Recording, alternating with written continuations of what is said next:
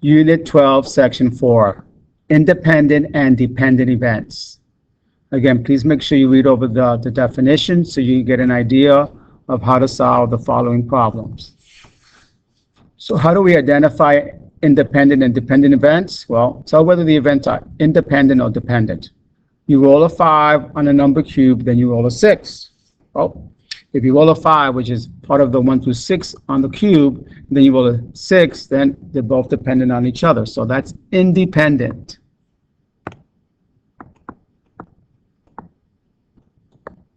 They're not related, right? You roll a 5, then you roll a 6.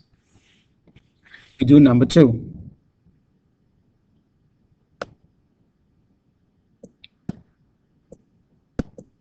Now let's go on to finding the probability of independent events. Again, look at the algebra piece of it. If A and B are independent events, then probability of A and B equals the probability of A times the probability of B. You roll a number cube 2 times. You roll an odd number on the first row. And you roll a 4 on the second row. 1 on the first row, that is 1/2.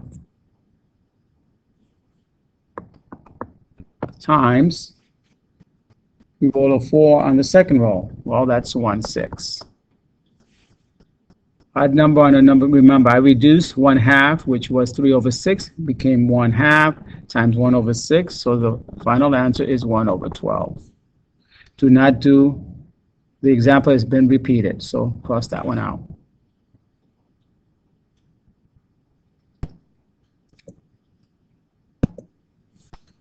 Okay. The probability of finding dependent events.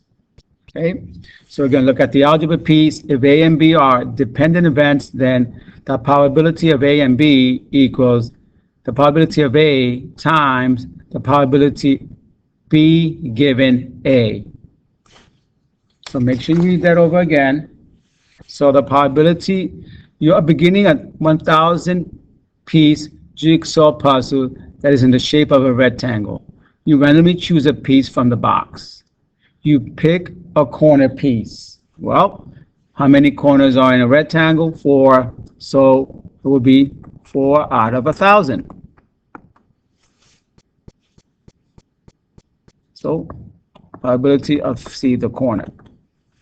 And then it says the probability of picking another corner. Well, since you already picked out 1, so how many are remaining? 3. And how many pieces of the puzzle are there left? 999. So it would be 3 over 999. You multiply those two together, what do you get? You get 12 over 999,000.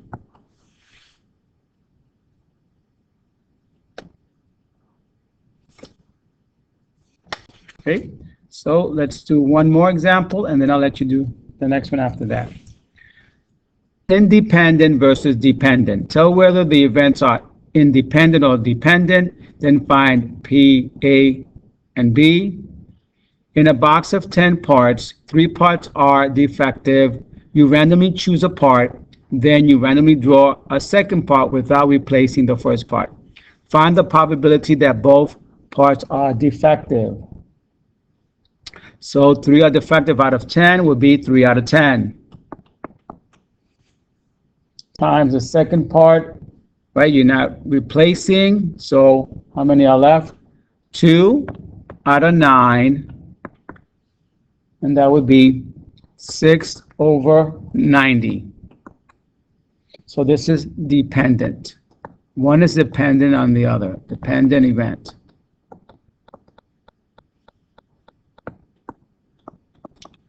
I'll let you do the next example. Okay. Now let's go on to the review questions. Here we're reviewing combining like terms. I'll do 2 and I'll let you do the third. So I'm doing number 1. 7x plus 3 minus 2x. So I'm looking for like terms. The 7x and the 2x have the same variable x. The coefficients are 7 and negative 2. So 7 minus 2 is 5, so you have 5x. Since 3 is not a like term to 5x, then you just bring it down. So it would be 5x plus 3. Now I'm going to let you do number 2. I'm going to number 3. 2a squared plus 6a plus 3a plus 11a squared. I'm combining 2a squared with 11a squared. Why? Because they both have the variable a and they've been raised to the second power. So then I take the coefficients of 2 and 11 and add them together.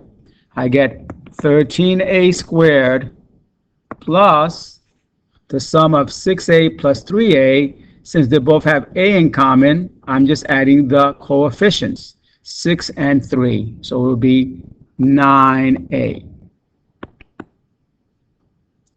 And that is your final answer. Now try example 2.